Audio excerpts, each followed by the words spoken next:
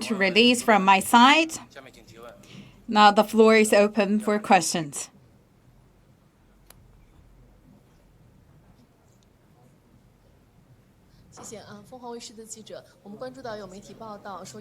With FedEx TV, according to the media report, some Chinese enterprises already start to purchase the agricultural products from U.S.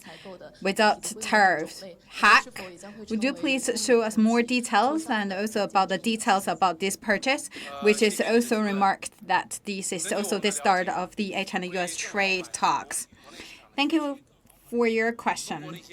According to our knowledge, in order to better meet the domestic needs of Chinese markets, some Chinese companies do have that willingness to continue to purchasing the agricultural products from the U.S. side. They already start asking, the inquiries for the United States companies, and they already start the process. This is based on the rule and law of the market. One of the great consensus reached by the two presidents at the Osaka summit is to restart the trade talks. This is nothing related to the purchasing of agricultural products.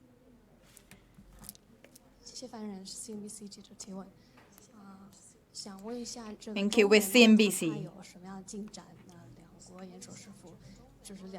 Regarding China-U.S. trade talks, was the updated progress? The two heads of delegation will meet each other next week. Regarding Huawei and the other high-tech companies of China,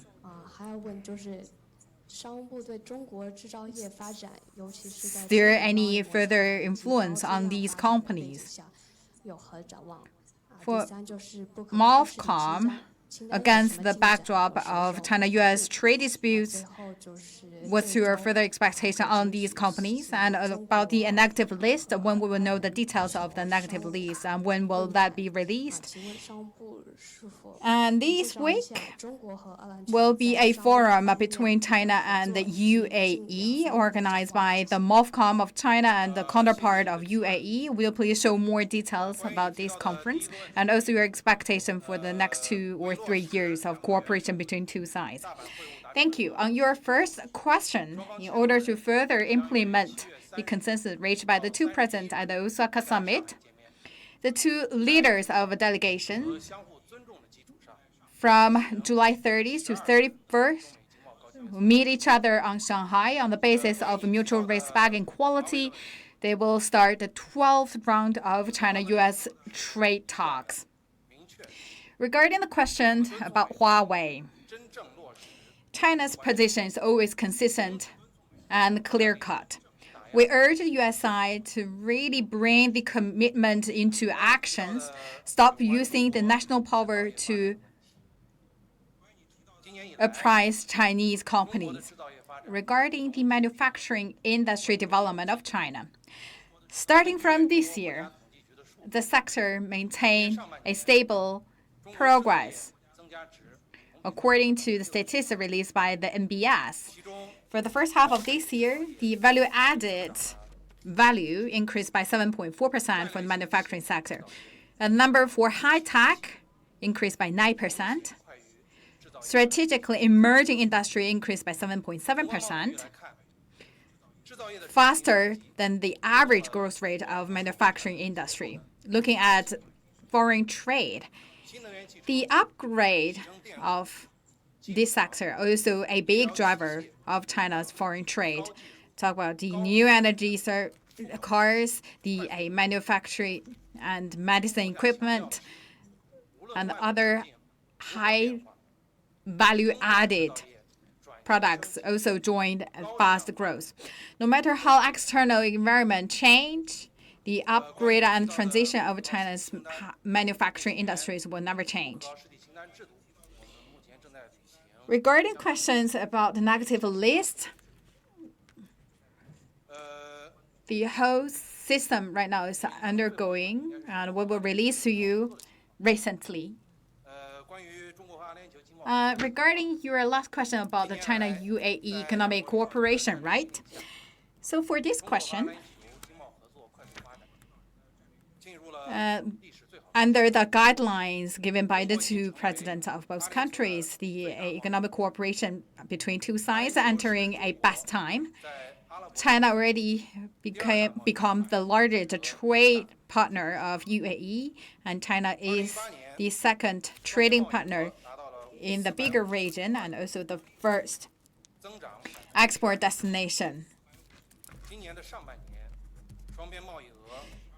So the foreign trade between two sides increased by 20.1%, reached to 45.92 billion. And the number for this year, H1, is 22 billion. And UAE also one of the important strategic partners of China, and especially in the infrastructure construction area. For this year, H1, the FDI from China to UAE reached 5.91 billion, and the revenue of the contracted project is 29.7 billion. Direct investment to UAE is 5 billion.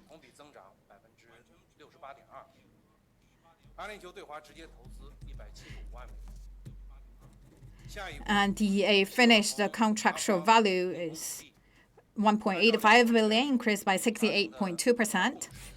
Next up, we will work together with the UAE side and follow the consensus reached by the two presidents of both sides. We'll work hard to realize a high-quality development under the framework of Belt and Road, and also utilize a platform of different expo to further drive the economic cooperation. Especially we will focus on the energy, infrastructure, natural resource, e-commerce, finance, and innovation, as well as the third market cooperation. By doing so, we would like to further push the economic cooperation on both sides to a higher level. Thank you. 香港电台想要请问说，这一次的谈判为什么会选择在上海举行，不是以前的在北京举行 Hong Kong Radio. So why this time we choose the place of Shanghai instead of Beijing for the China-U.S. trade talks? So this location actually chose by China or the U.S. side. So we also saw the report today, 35 U.S. companies asked for lift the barriers on Huawei, and the U.S. Ministry of Commerce Society will give the feedback in the coming weeks. So what's your feedback? You welcome this message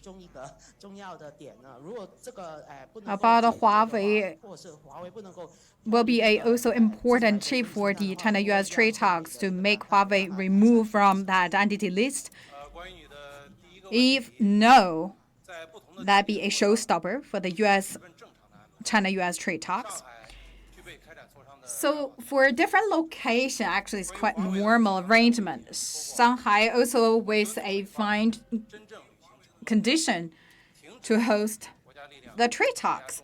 Regarding the Huawei issues, we urge U.S. to really bring its words into action, stop using the national power to oppress Chinese companies. Thank you. Thank you. From Bloomberg. First, could you provide some details about the role that Zhongshan will play in the Shanghai talks? Will it be a more prominent one than previously? And if I could, secondly, just following up on agriculture, we understand that China will buy soybeans from the U.S. free of retaliatory tariffs. Wondering if you can confirm that, and what other U.S. farm products will you exempt from retaliatory tariffs going forward? 您好，我们首先是想问一下，关于钟部长在此次上海的磋商中将会扮演一个什么样的角色？是不是比以前所担任的角色更加的突出？然后第二个问题呢，是对刚才的农业采购问题的一个就是想跟您再更了解一下细节，就是是不是中国会给这些农产品的进口商免去一些进口的这个关税？然后呢，我们了解到那个大豆是可以免除这个关税的，不知道是不是还有其他的农产品也会免除这个关税？谢谢。谢谢你的提问。Thank you for your question. On your first question regarding the details arrangement of trade talks, we will release the information in a proper manner. On your second question, as I just mentioned, for the high-quality agricultural product, China has a vast market potential. According to our knowledge, some Chinese companies has the willingness to continue purchasing certain agricultural products from U.S. and follow the rules of the market, already start to inquiry and also sign the contracts. Regarding the question you asked about the exemption of tax, the Custom Tariff Commission of the State Council, based on the rules and regulations, they will look into the cases about the companies starting purchasing the products from U.S., and we will organize experts to look into the details and their applications to do the approval. Thank you. China News Agency. Talk about some companies based on the rules released by the Custom Tariff Commission of the State Council. They would like to start to buy the agricultural produce from the U.S. and enjoy the exemption of its tax. Would you please introduce more details in this regard? As I just introduced, the Custom Tariff Commission of the State Council will follow certain rules and regulations, will study the cases that some Chinese companies prepare to purchase agricultural products from the U.S. and enjoy the exemption of taxes. So they will look into details and make the final decision. Thank you. 谢谢中央广电总台央广记者提问。我们注意到美国 CAPE 公司近日是宣布将停止和中国无人机制造商 China Radio, China National International. CAPE company from U.S. they announced that they will stop cooperation with China's drone producer, which is Dajiang DJ. So what's your feedback on that? And whether the Chinese authorities, MOFCOM, will have some measures to support Chinese companies. Thank you. We have noticed this report. According to our knowledge, after 15 months of evaluation, the U.S. had released a report. They believe that a solution provided by DJI can solve the risks about data processing. The U.S. companies actually, their accusation is groundless. Certain U.S. individual just smear the Chinese companies by utilizing the acquisition of the national security. So this is without fact. They will be, in the end, by the end of the day, hurt themselves. Chinese companies will abide by the laws and regulations. They will follow the international practice and will abide by the rules and regulations of the companies of the countries they are doing their business. And we hope the Chinese companies can, on the basis of equality and mutual respect, start the cooperation with foreign companies. CCTV.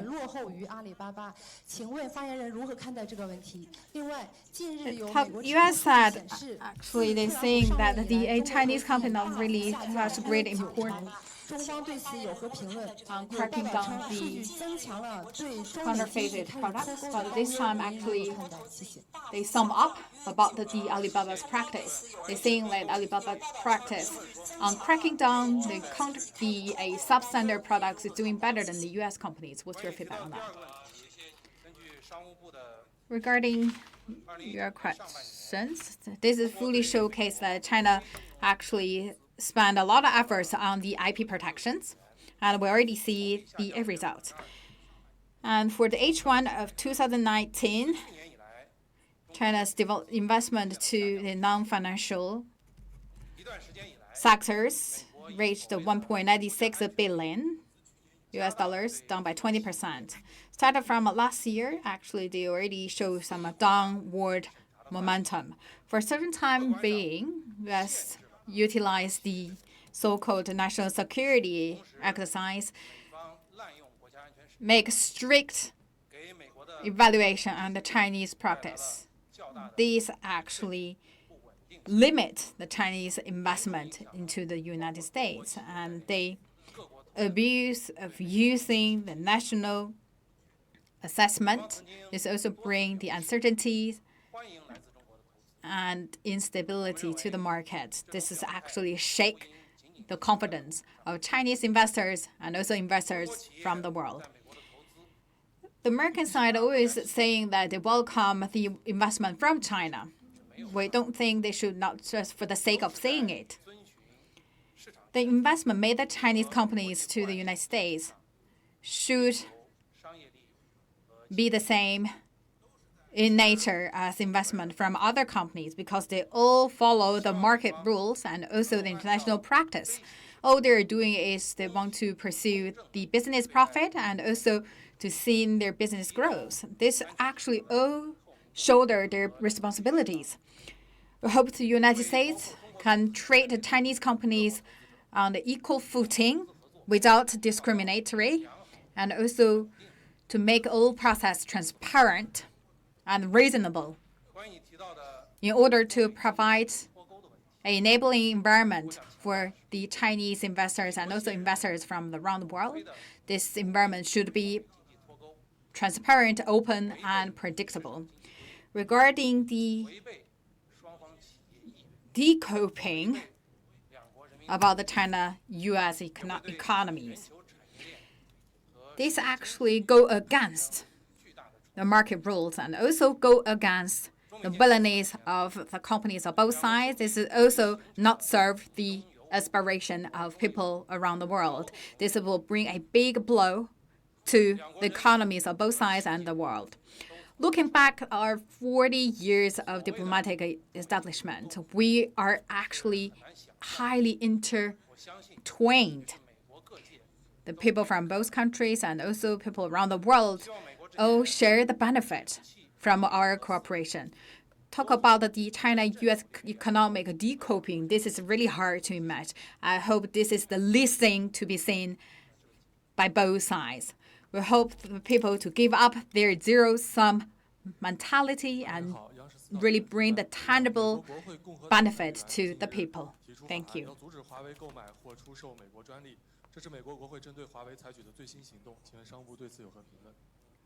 CCTV Channel 4. Some Senate saying they would like to have a bill to stop the Huawei companies purchasing equipment from United States. What's your feedback?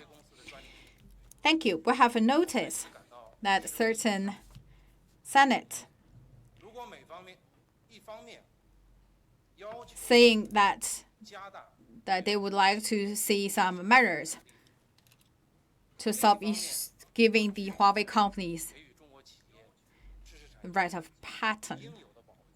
We see one side, the U.S. urged China to redouble our efforts to protect the IP, but on the other hand, said they stop to giving the products to the Chinese companies who follow the rules. This is interdict with each other. I hope the U.S. can stop this practice.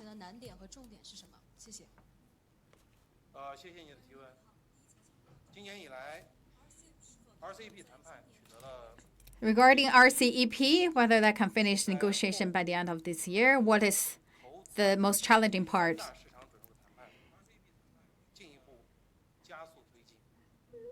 This year, we have seen a significant progress made in RCEP negotiation regarding the products, service, and investment.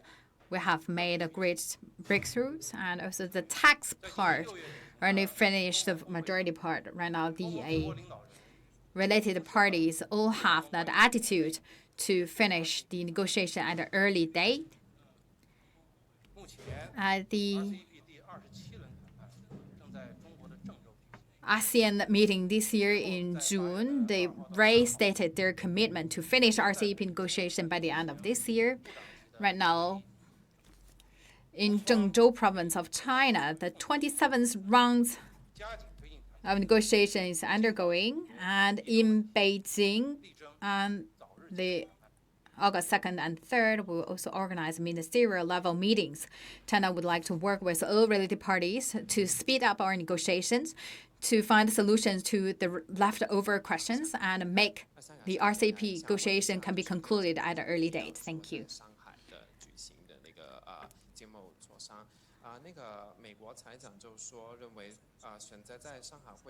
Hong Kong business. So follow up regarding the Shanghai China-U.S. economic trade. The Trade Secretary saying that China showed the willingness to choose this place for the China-U.S. trade talks. And the U.S. also showed that they will also have a certain areas for the negotiation. And they're also looking forward that they will be following negotiations, and also would like to see negotiation can be taken place in the United States. What's your feedback? As I just answered, for a different location, this is quite normal to see. Shanghai has everything in place to hold the trade talks. Regarding the following arrangement, we will release to you in a prompt manner.